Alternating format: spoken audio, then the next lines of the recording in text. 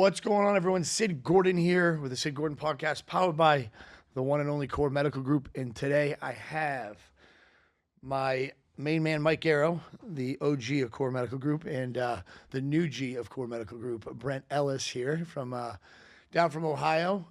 Brent's one of our newer recruits. He was actually on the podcast not too long ago speaking about some hunting and some other stuff. He's, as you guys know, he's my hunting buddy. Thanks, guys, for coming on. Thank you. Thanks for having me. So today I decided to have these two guys on because Mike's been with Core for what, 12 years? Mm-hmm. With 12 years, Brent's been with Core for about 5 months. And I want to talk about the changes in the industry. I want to talk about things that these guys are seeing now, things that Mike is seeing now that he didn't see before in the industry. Changes to some of the regulations so you guys kind of understand what we're up against at Core, trying to be able to maintain good customer service and good business relationships with our patients. And then maybe just shoot the shit about whatever. So, Brent, how's this business been to dive into? You've been in other industries before, top sales reps at a few other companies. What's the difference here between other places that you've been, and what's the experience so far? So I've been in medical device sales since 2007. It's just a whole different ball game. You're begging people to use your products, to buy your products. We have patients coming to us now, like a lot of patients every week. And once you get them through the process of signing up for a blood panel and their telehealth call and get them their first order of meds, they're just extremely grateful. And I didn't experience that in the other industry that I've been in for so long. So it's just a whole different ball game, man. It makes you feel good when you help a patient out and you get them, from the starting point of their blood work to their first order, and they start taking their medications, you get them feeling and performing better. So that's my favorite part about, starting out with Core. How about the diversified types of people that we get to deal with? Like, that's crazy, right? There's so many. I mean, Mike, you have some characters, don't you? No, I have every type of personality. I could write a book at this point. Shit. Stories.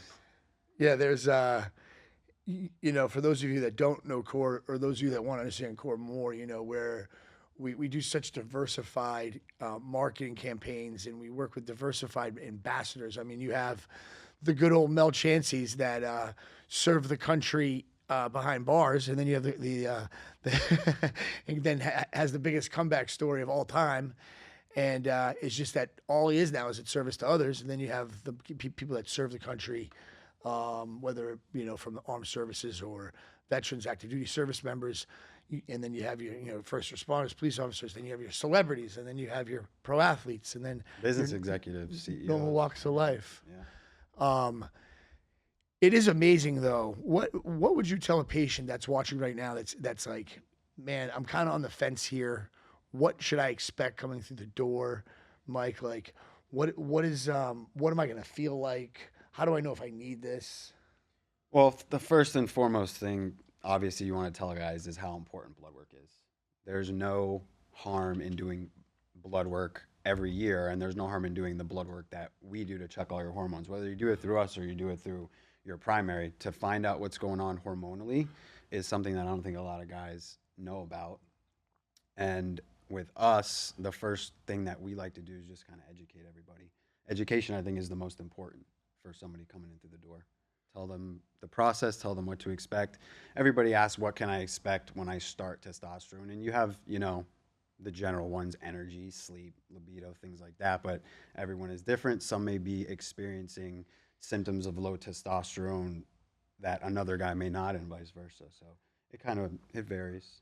So Brett, you spent your whole life, your whole career around physicians, pretty much. Like, that's been your bread and butter. You didn't really work with GPs too often, I'm assuming, no? No. But we've all experienced GPs before. Mm-hmm. And we've all experienced the process of going through extensive blood work versus a fucking general practitioner's panel.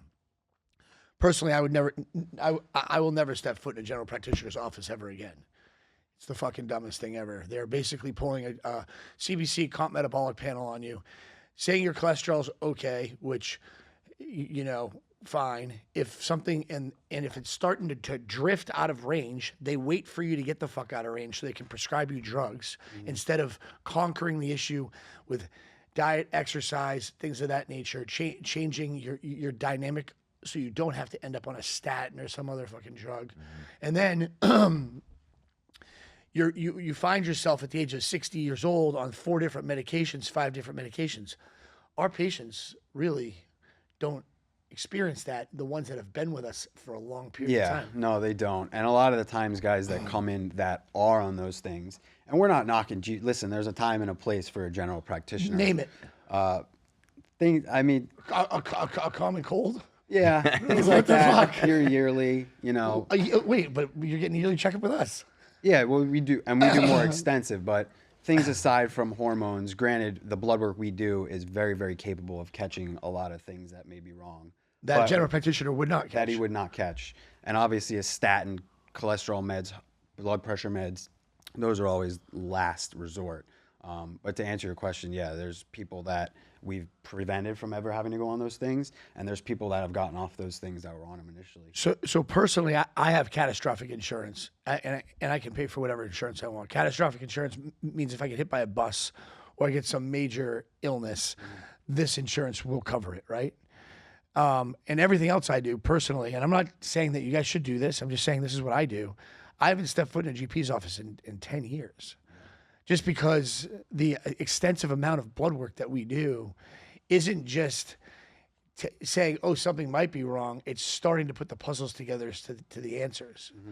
Have you had the experience of like having something come up on someone's blood work yet that they didn't even know about? And they're like, oh shit, I need to go get this checked out by a specialist. That's what I do. Something's wrong with me. Like I had a full dye scan, did the whole heart thing because I'm 45. I just went straight to that specialist. I mean, a lot of insurances, don't get me wrong, require you to have a GP because they want to control your life. But other than that, any experiences like that have come up where people are like, oh shit, I didn't even know that was going on with me? Yeah, like if their PSA levels are elevated, and then they have to get clearance through a urologist, So that's one very important panel that we look at every 8 months, Guys never get that checked. With Core, you're getting it checked every 8 months. So if you're getting an issue that's starting to arise, we catch it. And if you're, a general practitioner isn't even pulling a PSA or doing a PSA exam on you until you're what, 51? 50 at least. Yeah. And prolactin's another thing too. Prolactin is something that GPs don't Talk about prolactin. find. Talk about prolactin. Explain to the patient out there why they're absolutely insane not demanding getting a prolactin test done by the time they're 40 years old. Yeah, prolactin can be responsible for a lot of things, but most importantly, if you have super elevated prolactin levels, which we a handful of times have seen on patients' blood work, we've sent them young patients, and we've ended up telling them to investigate this a little bit further and go get it checked and do scans, and most of the time it could be a pituitary tumor. So I think Betsy's found 4 or 5 4 or 5 cases. And one was in a female. No, one was in a female. One was in a female, and I think 3 or 4 were in a male. And that's not something a general practitioner is ever going to check on a male. Well, unless they're lactating or something. I mean, it you happens. can milk anything. It happens these days. So the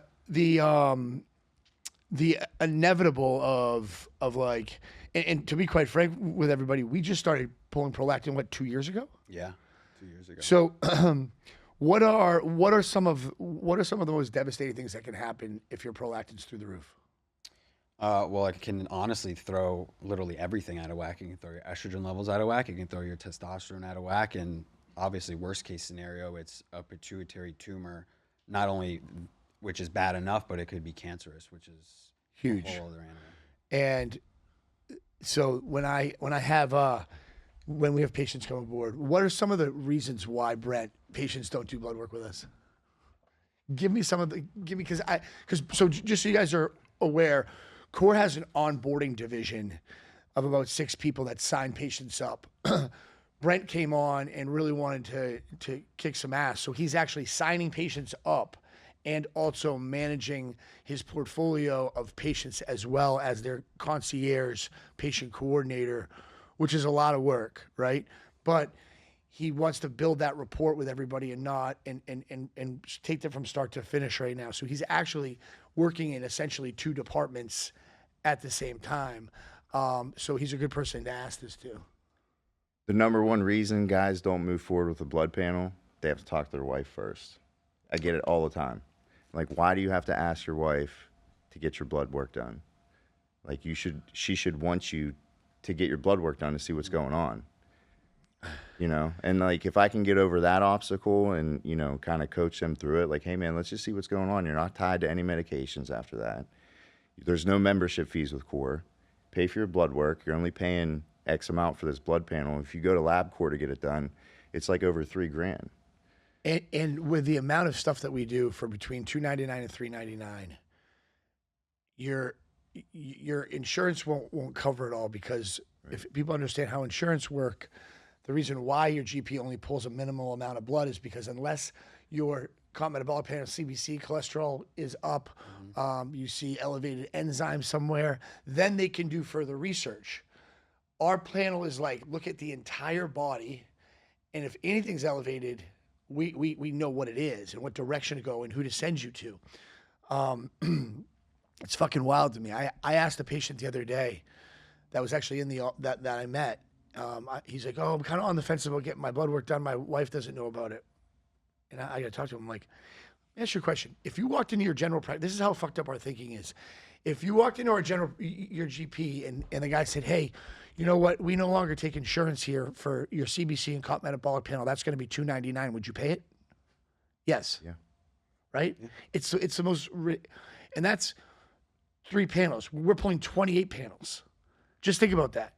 Oh no, hold on, sir. I have to call my wife. You have to call your wife to see if you're fucking healthy? Right. Like, that's insane to me. Yeah. And like, a great example is this too. We even encourage patients that don't even want to get on TRT to get our panel done. Yeah. Like, there's a lot of people that don't need TRT that get our panel done, and they're just like, holy shit, this was the most informational piece of information I've ever received in my freaking health world life. So that's actually a hard thing for me. Like, it's super hard to watch a man tell me that his wife won't let him spend money on his health. Right. It's weird. Yeah, it's probably the excuse I hear the most. Second is people don't like needles, which I think is a little bit ridiculous. And third, some guys honestly just don't even want to know, which is sad too. They're scared. Yeah, I think they're scared. Find out what's going on. I'd say 80% of our patients have families and kids, right? So and I'd say 30% of our patients get up and do the rinse, repeat lifestyle. 30%. Yeah. We have a lot of, pretty badass patients, but so let's put this into thought real quick. You get up every day, you go to your 9 to 5, you come home, you go through the same shit over and over and over again. Then you get to 60 years. Remember we talked about this the other day about how your stepdad wanted you to take the safe route? Right. Right? The safe route. Working for corporate. It just sounded so fucking boring to you. Yeah. And you're just like, fuck this shit. Well, can you imagine having a career your entire life that you don't even really love to death? Turning 60, retiring, having no energy, no drive, and then you find out that you're sick, right? And maybe a terrible example, scary example, stage 3 cancer, right? That could have been caught when you were fucking 30. Why would you not want to get your blood work done? It's insane. And the other thing too is think about your kids. Think about your kids' kids. I mean, my goal is to be a grandfather, right?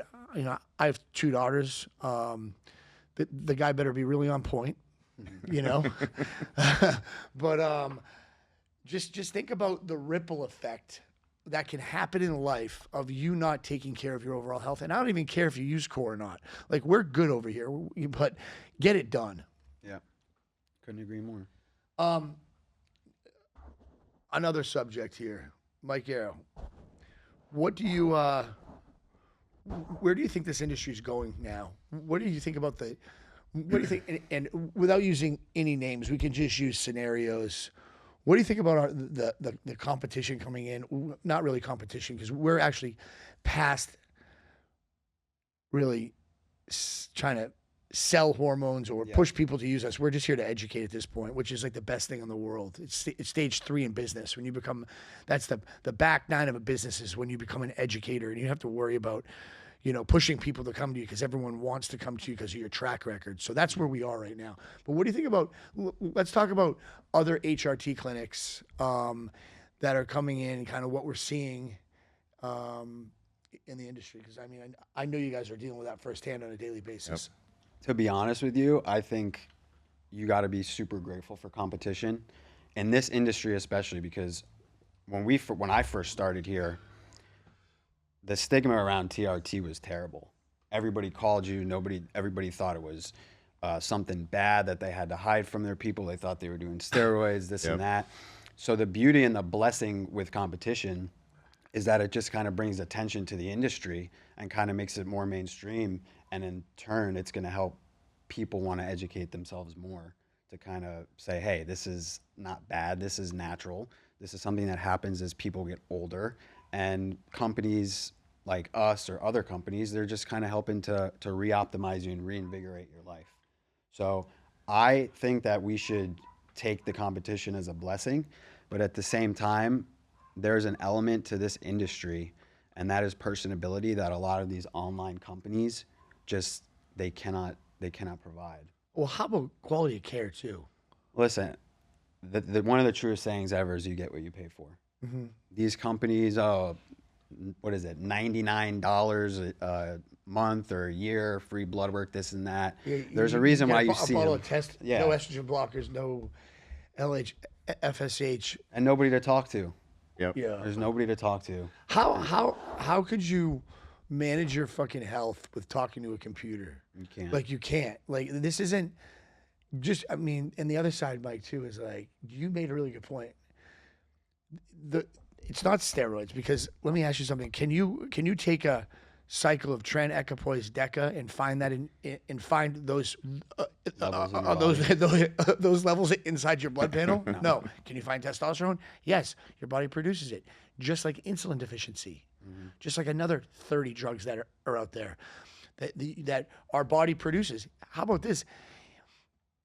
Like, for instance, one of my favorite ancillary drugs is glutathione. I love glutathione. I love our BioBoost, Nitro-Amino-Blend. Those are like my 3 ancillary medications that are my favorite to do. I do a glutathione push because I have the capability to at my clinic here in Boca once a month, an aggressive one, and then I do my IV bag every single Monday morning with my BioBoost in it and my vitamin C, and I'm pretty much set for the week, right? With taking the time, if I'm not able to speak to a Brent or a Mike and talk through what that blood work looks like, and then the changes in the blood work, and I'll tell you something right now, there's a lot of clinics out there that aren't even doing a telehealth visit. They're just doing blood work, and then it's going directly to someone like Mike or Brent, and they're designing the protocol, and some doctor who's 65 fucking years old on the back 9 that doesn't care about his fucking license anymore is signing it and making $300,000 a year. Yeah. There's a lot of that going on. So, like Mike said, you get what you pay for. How about you? What are you seeing? I just signed up a patient the other day who was on with another clinic, all automated. He couldn't even get out of it. He's like, I don't even know. I'm trying to contact them to get out of my contract or like his membership fee, $79 a month. Just cancel the credit card. Yeah, that's what I told him. He's like, I can't get a hold of anybody. I'm like, well, what are they sending you? He goes, well, I never know. He goes, sometimes I'll get 1 bottle of test, sometimes I'll get 2. I'm like, no supporting meds? He's like, no. Have you had conversation with patients that have experienced estrogen dominancy from taking testosterone? Oh yeah, a lot. And I'll get patients that tell me, hey, I was on it 5 years ago, had a lot of side effects, and I asked them what they're taking. It's normally just test. He's like, I just felt bad. He said, ED issues, nipple sensitivity, joint pain, all that stuff. Which is actually what should not happen on testosterone. Right. Like, there should be the biggest side effect I think we see the most common, Mike, is not, and this is the biggest if you're taking generic testosterone, is maybe some acne. Yeah. And that's usually due to maybe a sensitivity in the oil. Brand testosterone. I mean, how many people have called you up and said, I have severe headaches, night sweats, and I'm suicidal now? Yeah. It just doesn't fucking happen. Never. With these patients that go through this automated system, like I've never spoken with someone that's done that really, because I'm not really onboarding that many people. How does it even work? I mean, honestly, the biggest complaint that I hear with guys that come from another company that happens to be a company like that is that they just couldn't get a hold of anybody. Yep. It's just. So what happens if you have a side effect? Or what happens if you have a customer service issue? Or what happens if your meds don't show up? Therein lies the problem. Therein lies the problem, right?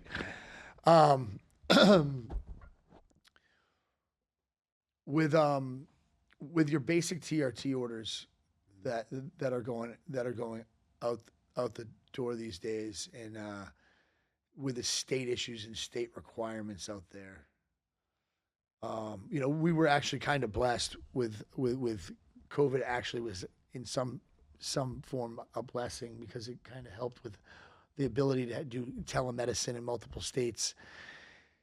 And the requirements now are like definitely taking years off my life, because that's really the majority of what I've done in the last 3 years, is getting the company fully licensed in like 46 states. We have to have, every practitioner has to have. Oh, this is important, guys. When you're interviewing an HRT clinic, this is important shit to put on your radar, right? Number one, are they licensed in your state? Number two, is the practitioner licensed in your state? Number three, if you're seeing an NP or PA, is that person licensed in each state? So for instance, I'm in 48 states. I have 3 PAs in all 48 states, fully licensed. PAs or NPs, 2 to 3, right? Mm-hmm. Fully licensed on a state level. They have a DEA. I have a corporation in the states, and in some I have to deal with additional documentation and information for telehealth laws. If you have a patient, if you have a clinic that is operating and shipping to your state, right, that is not fully licensed, that doctor is in major risk, number one. And number two, they do not understand those state requirements as a provider. So be very careful with that. When you're looking at the clinic that you're going to pick, I tell the patient, don't just look at the clinic. Look at the followers the clinic has. Mm-hmm. Right? Take it one step deeper. Like, for instance, if I'm going to pick like an online coach, I'm not going to just hear what the coach has to say. I want the references, right? So the beauty of social media is like now you can go to XYZ HRT, and then you see all these followers that are maybe juiced out of their mind, right? And or you can read some comments and find out real simple what you're getting yourself into. You can kind of, depending on what your goals are, based on those followers of that clinic, you can almost position yourself properly to the right place. For instance, great example, Nick K, right? Well, people look at Core, they look at Nick K, and they're like, well, shit, I was a former Marine. I was in the Army. I was this, I was that. Look at his transformation. Look at his direction. Tomorrow I'm doing a podcast with John Wheeler. I got to spend the day with him yesterday. And he said to me something that was fucking awesome. He goes, you know why I'm here right now? Why? So I saw a video with Nick K. You know what he said? No one's going to fucking help you. Get up off the sofa and help yourself. Yep. So, and it's the truth. We'll help you if you ask for it, but we can't bang on your door, drag you out and put a needle in your arm and get your fucking blood. And those giant bodybuilder ambassadors for those companies that you see, I'm sorry, but most likely that's not going to be you if you're just trying to do healthy TRT. So let's talk about the Brent and I have had quite a bit of experience with black market testosterone. In the younger days of our lives. I don't know. Brent looks like he might be cheating a little bit, but whatever. You wish. Yeah, I kind of do. patients coming over from black market TRT, we applaud that. You know, we applaud that, and guys, your blood works can be really fucked up when it starts, and this is a patient process. Do you want to talk about what that's like when someone comes in the door being on black market? Yeah, I mean, like if they've been off of it for a while, like they obviously weren't taking any Clomid and Clomiphene to stimulate their body's natural response of keeping the testosterone you do have working. So they're drained, man. Like they feel terrible. Like guys say, I can't get out of bed, you know, and they've been off of it for a while because their levels have just plummeted and they're not coming back. I've had guys say that, you know, they were trying to get Cypionate and they're pretty sure it was Tren, you know? Yep. So that you never know what's in that bottle. And they're just having a lot of issues. They come to core and do their blood work. Their estrogen's all out of whack. SHBG levels are all out of whack. So, I mean, there's different protocols that we take to get them back to where they need to be. And I mean, I'll be blunt too, and you've seen it a lot. Like, some of their blood work's really fucked up. Yeah. But it's very fixable. Oh yeah, absolutely. I mean, most of the time, hopefully, as long as you're somewhat healthy, everything's fixable. But to that question, a lot of guys say, hey, I'm on testosterone. Is this going to disqualify me? Or if they're on black market, we're not going to disqualify anybody for wanting to kind of transition and do things the right way. Obviously, we tell them, be truthful with the practitioner, tell them what you're taking. And if you're somebody, we're going to know you're on testosterone. We're professionals. We can see it in the blood work. And if you're somebody who said, hey, I'm ready to stop doing black market. I have a family now. I want to do things safe and healthy. We're not going to alienate you and disqualify you from being able to do that. Yeah, I mean, you bring up a great point there. Like, when someone wants to do, so I'll tell you guys now, this is important. If you're taking Tren or Equipoise, you're going to have thyroid issues on your panel when you come aboard here at Core. Even Winstrol can provide some thyroid issues as well, and especially when you're running combination black market steroids, okay? That stuff readjusts. That gets fixed over time, right? So keep this in mind, guys. If you're going to a general practitioner, they check your thyroid, or you go see someone for your thyroid, and you're running these types of drugs, they're going to prescribe medication to counterbalance that you do not need. The only reason why it's elevated is due to the fact that you're putting something in your body that is offsetting the stream of production under that category of an issue, which would be thyroid. Nandrolone decanate, thickness of blood, right? What else? Cholesterol. Anavar affects your thyroid as well. Yep. Yeah, nandrolone, cholesterol, thickness of blood. Most of the oral stuff too may have an effect on your kidneys. Liver enzymes. Liver enzymes, definitely. Yep. Definitely. So, how about this one? The guy, I know you guys have, this is the best. Dude, I've been taking 600 milligrams of test on black market for like 10 years. And then you like Google the guy and he looks like me. And you're like, bro, there ain't no fucking, there ain't 200 milligrams in each. That's CC. olive oil. Right. That's, you know what I mean? It's like, I'm like, bro, and then this is the best one. It's like, hey man, you're taking 600 milligrams. Do me a favor. Do 10 weeks of RTRT with brand testosterone and we'll do your blood work and you tell me how you feel. Like Mel Chansey took more freaking steroids than Heinz has pickles, and he takes 3/4 of a fucking cc of test a week, and he's pinned at 1,000. People are like, oh, I'm too big. No, you're not.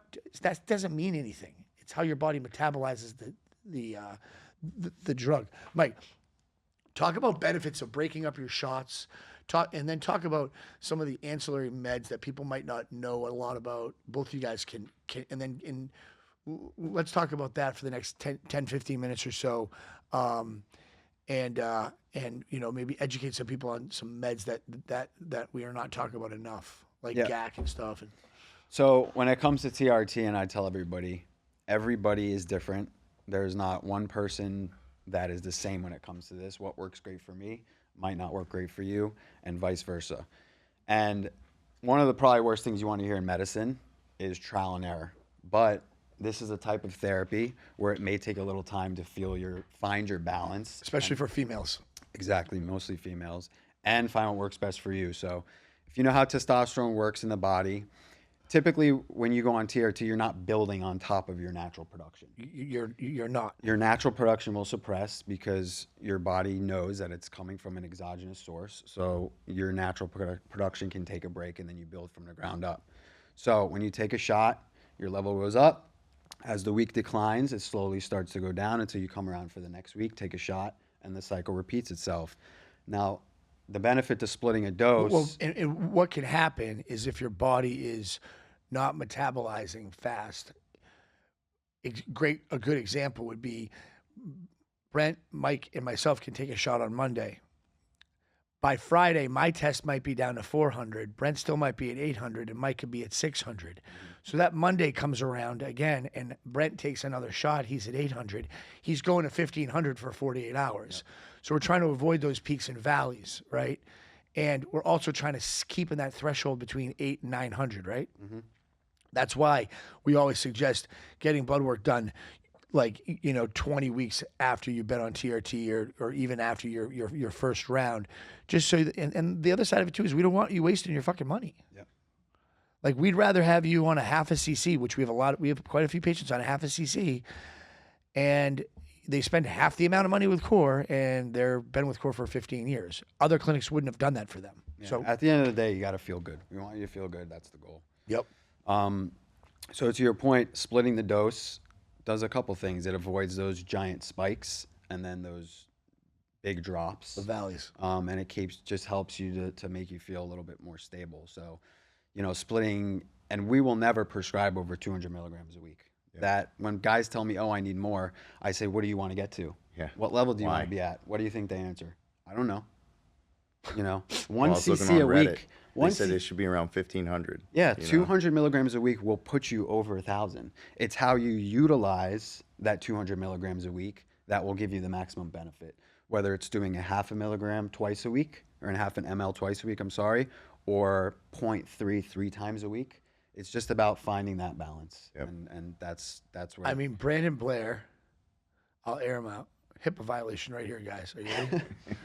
Brandon Blair takes 0.15 every day in an insulin syringe. Yeah, it's a microdose. Yeah. Every single day. That's all Brandon takes. And he holds the best physique. He's also 34 years old now, right? 34. He's a little younger than that. Is he? Younger than all of us, that's for sure. He's 34 years old, but he holds the most consistent physique that I see, and his energy level stays pretty consistent as well. So talk about, 1 shot, 2 shots, the microdosing and stuff like that. Why people are kind of going towards that. And that's another beauty of people getting more educated and learning more about, testosterone therapy. Back in the day, it was 1 cc a week, intramuscular. Now people are doing 1 cc a week, intramuscular with a 1.5 inch syringe. The deeper, the better. The deeper, the better. Right. Now people are That's doing. That's what she said. Yeah. Now people are doing smaller doses, and they're doing it subcutaneously in some cases. I use a fucking 1/2 inch insulin syringe. Yeah, for someone who's afraid of needles or doesn't like them, or they're not the most comfortable doing it with an insulin syringe as opposed to an intramuscular syringe. Or a 5/8.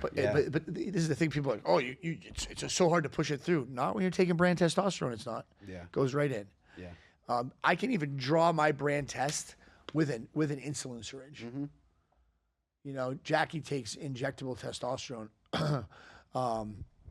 And she takes that through an insulin syringe. Yeah. She takes 2 types of injectable testosterone. From the bottle and from you. Yeah, that's right. So and then.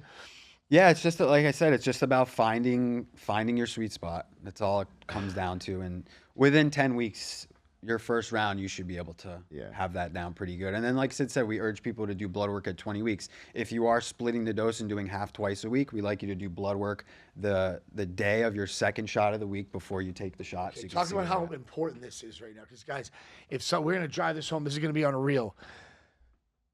Brent, I'm due for blood work. How important is it that I wait and get that base level for us to understand? Yeah, you got to wait 7-8 days from your previous injection if you're doing a 4 ml. And why? So we can properly dose you and see if it needs to be dialed back. Don't try to set the record, guys. Don't try to set the record and see if you can have the highest testosterone Right. score, because we're not going to be able to fix you. I mean, with higher testosterone levels is the possibility of higher conversion to estrogen, and that is also going Blood pressure, pressure, fucking everything. erectile dysfunction. Like I stay pinned between 700 and 800. That's just where I feel great. I'm old.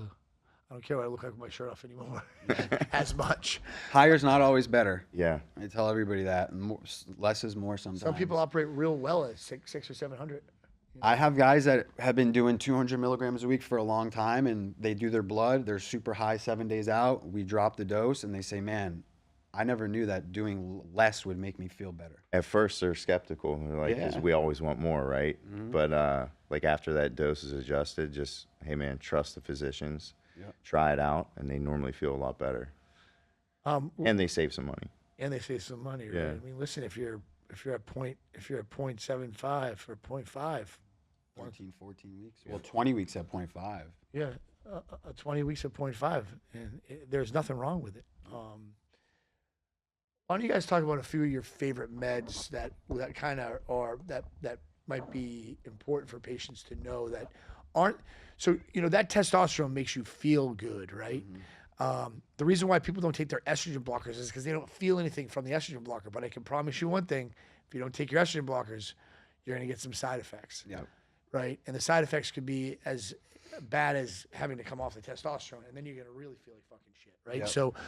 So let's talk about stuff outside of the box of basic TRT. So two of my favorites. Number one, believe it or not, Cialis. Not only For her pleasure. for her pleasure and for yours, but guys hear the word Cialis, Viagra, they automatically associate it with sex. I don't have a problem there. I don't have a problem. right. Yeah, I don't have a problem. Well, listen, it's they're Whatever, dude. We all do. their class of It's medication. way more funner. Yeah, it is. They're vasodilators, so essentially all they're doing is increasing blood flow. In this particular body part, they're increasing blood flow to the penis. However, it's a win-win. No, it's a limb. Oh, it's a limb. Yeah. Fingers. However, in Wig. smaller doses, it is good for prostate health. It's good for pre-workout. They work really good before the gym because it helps with vasodilation, and then blood pressure as well, because it is helping to increase vascularity, open up those blood vessels. It's going to allow the blood to flow a little bit more freely. Which is crazy, right? So people are always worried about taking Cialis and you have a heart attack.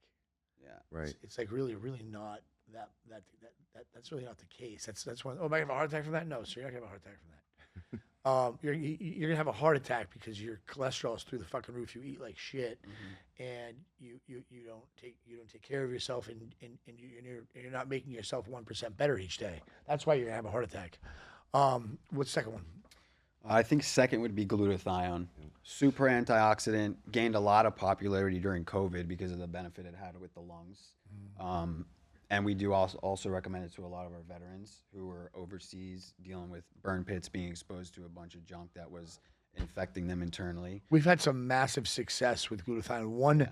One success with my buddy Mike, that was insane. He couldn't even move. His joints hurt so bad, and we did NAD and glutathione treatment on him, and he's like completely better now. Yeah.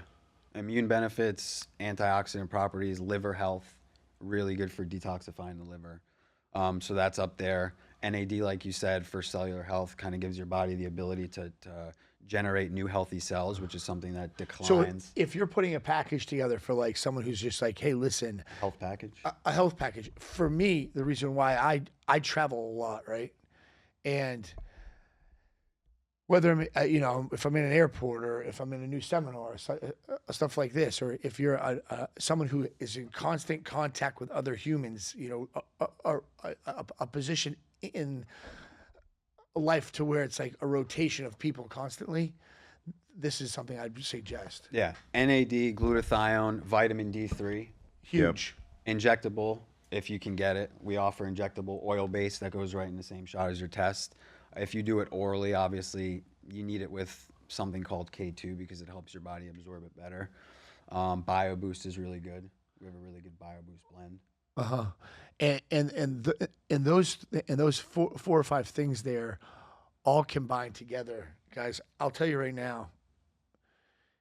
I mean, if you get sick, I'll bring you some chicken soup, because the reality is it is an immune booster through the roof, and you're gonna feel you're gonna see a big difference in taking injectable vitamins versus oral vitamins.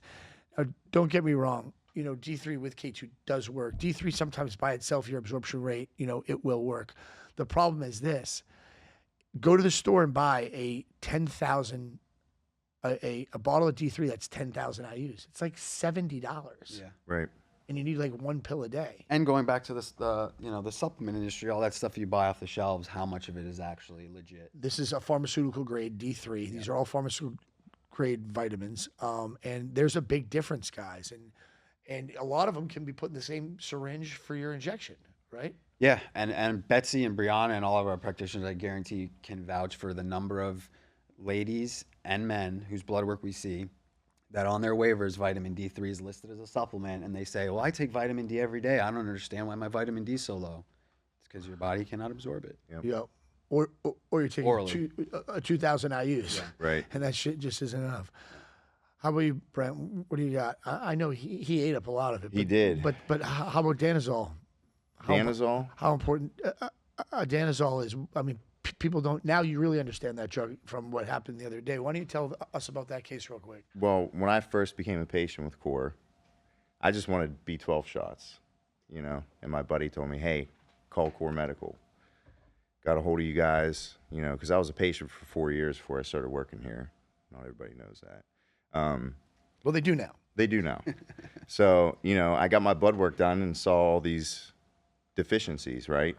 One of them being my SHBG levels were high. My free test was low. So they put me on Danazol, and it corrected my levels, had my blood work done again. And all of a sudden, my testosterone's not sitting on a bookshelf. It's actually being used. So it regulated my levels. And we just had a patient the other day. He was on TRT like 5-6 years ago, stopped taking it, comes back. His total test is high. So total testosterone being the testosterone that your body produces. I call it the reserve tank. Your free testosterone, your bioavailable testosterone, what we use it for on a daily basis, energy. Those two work together. Your body calls for testosterone, pulls from the total, goes to the free. Your body uses the free, right? Just so everyone understands. If your total's not being able to draw into your free by absorbing into cells in your body, right, and then going into your free, your receptors could be clogged. A few other things could be happening. This Danazol drug is opening up those receptors. Yep. So we had to explain to that patient, it took me and you to do it. Yep. You sealed the deal. Yep. Tell him, like, hey, this is what you need. He's like, no, I want TRT again. Like, we can't give it to you. We got to get your levels regulated first. And the reason why that's also an important piece of the puzzle is that if you take that Danazol and your body doesn't, and he had like a 675 testosterone, like a 13 free. If that Danazol doesn't work, there's other things we need to dig deeper into, right? You need to go see a urologist maybe. There could be other things going on there. So there's precautions put in place. It's not because we don't want to give you the drugs. It's not because by law, really, we shouldn't be prescribing you it. It's because we want to make sure that you're healthy from every standpoint. So that was a good lesson. And I mean, man, every week that goes by for me still in this business, I've been doing it for 15 years. There's a new case. Yeah. Like there's something new that happens every week. I speak to a new patient with a new issue or a new problem to solve, and it's been a good ride just for that, because I get bored easy. But It's definitely something new every day. yeah, my favorite guys are the ones guys out there that send like Mike Arrow like almost naked pictures. Those are my favorites. Yeah. We love those. All right, guys. Well, hey, listen, thank you so much, guys. I appreciate it. We had a nice little chat here, and thanks for your hard work, both of you. I'm super grateful. Love you both. Thank you. Thanks, Sid.